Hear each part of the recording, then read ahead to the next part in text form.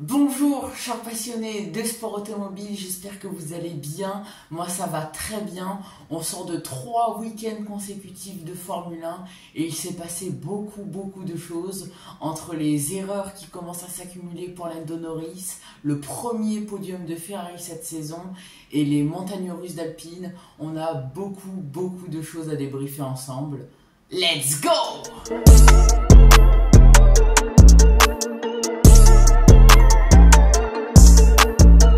Alors après un Grand Prix compliqué à Bahreïn, il était parti 6e sur la grille de départ. Il avait finalement terminé 3e après une bataille intense avec Charles Leclerc. Alors il était très déçu à la fin du Grand Prix, mais au terme des 3 séances d'essais libres à Jeddah ce week-end, on pensait que ça allait un petit peu mieux pour les Britanniques. Et non, rebelote, en qualification au début de la Q3, il placarde sa McLaren dans le mur et est obligé de partir 10e sur la grille de départ. Alors malgré le soutien très fort du quadruple champion du monde Sébastien Vettel, on sent que Lando Norris commence à avoir quelques difficultés dans la bataille au championnat face à son coéquipier Oscar Piastri. Alors évidemment, je n'en veux pas du tout à Lando Norris, c'est une pression énorme de se battre pour le championnat du monde, parlez-en à Nico Rosberg, d'autant plus que Lando Norris a du mal à subir cette pression, contrairement à Oscar Piastri par exemple, qui lui est tout simplement une machine de guerre. Cette 10e place au départ l'a évidemment mis en difficulté pour le Grand Prix. Il a dû décaler sa stratégie, il est parti en pneus hard pour allonger son premier relais.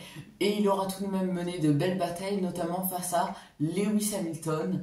Au lieu de dépasser Lewis Hamilton dans la ligne droite de départ arrivée, il le dépassait dans le dernier virage. Ce qui fait que Lewis Hamilton avait le DRS dans la ligne droite de départ arrivée et c'est ce qui lui permettait de le redépasser ensuite. Et c'est ce qui a fait perdre un petit peu de temps à Lando Norris. Et c'est là où on voit que le Britannique est très sous pression, même en course. Il termine 4e de ce Grand Prix derrière Charles Leclerc et loin derrière Oscar Piastri, victorieux de ce Grand Prix. Oscar Piastri qui a pris le leadership chez McLaren et aussi au championnat du monde.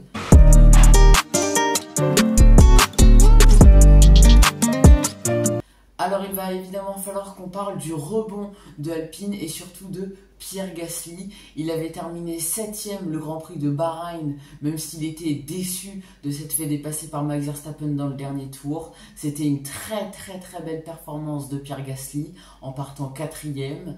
Il a terminé dans le top 5 des 3 séances d'essais libres. Il s'est qualifié 9e sur la grille de départ et malheureusement dans le premier tour, la boulette.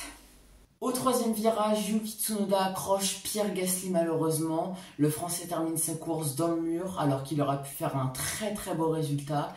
Et c'est ce qu'il disait après au carré des interviews. L'Alpine a du rythme presque meilleur que les Williams.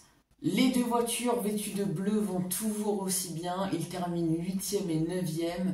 Carlos Sainz, qui a l'air de se sentir beaucoup mieux dans la Williams, a gardé Alexander Albon dans son DRS, ce qui a permis aux Thaïlandais de se protéger d'une éventuelle attaque de Isack Hadjar. Et c'est ce travail d'équipe magnifique qui a permis à Williams de finir avec ses 2 monoplaces dans les points.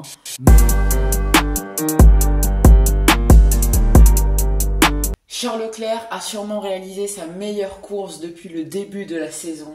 Il s'était lancé 4e en médium, il a allongé comme Lando Norris son premier relais. Il s'est un moment retrouvé en tête du Grand Prix et il avait le même rythme que Oscar Piastri qui s'était arrêté quelques tours plus tôt. La Ferrari qui va beaucoup mieux en rythme de course, mais on a l'impression qu'ils en manquent un petit peu en qualif. Le 2e relais pour Charles Leclerc était tout aussi incroyable. Il termine 3e sur le podium. Premier podium de Ferrari cette saison, enfin. Malheureusement pour Lewis Hamilton, il ne s'en sort pas du tout avec cette Ferrari. Il n'arrive pas à trouver le bon réglage.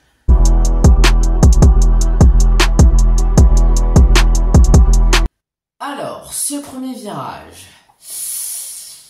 Alors après avoir signé une pole incroyable 10 millièmes devant Oscar Piastri, Max Verstappen rate complètement son départ. Oscar Piastri arrive à sa hauteur. Le Néerlandais insiste, mais vu qu'ils ne peuvent pas rentrer à 2 de front dans le premier virage, eh bien Max Verstappen court-circuite le virage et reprend la tête. Alors après une safety car suite à l'accident de Pierre Gasly et Yuki Tsunoda, Max Verstappen se fait pénaliser de 5 secondes par les commissaires. J'ai l'impression qu'on a retrouvé un petit peu le Max Verstappen de fin 2024 qui fait des actions un petit peu sans réfléchir. Alors cette pénalité lui a évidemment un petit peu gâché sa course, la McLaren repasse facilement devant après l'arrêt au stand. Alors Oscar Piastri dira après ce Grand Prix que si les positions avaient été inversées, ça aurait été la même chose. C'est dire un peu l'audace de l'Australien. Voilà, ce débrief est terminé. J'espère vraiment qu'il vous aura plu. N'hésitez pas à me dire en commentaire ce que vous avez pensé de ce Grand Prix de Jeddah. Et puis quant à moi, je vous dis à très bientôt pour de nouvelles histoires sur le sport automobile et pour le prochain Grand Prix qui se déroulera à Miami dans 2 semaines. D'ici là, portez-vous bien. Ciao, chers passionnés!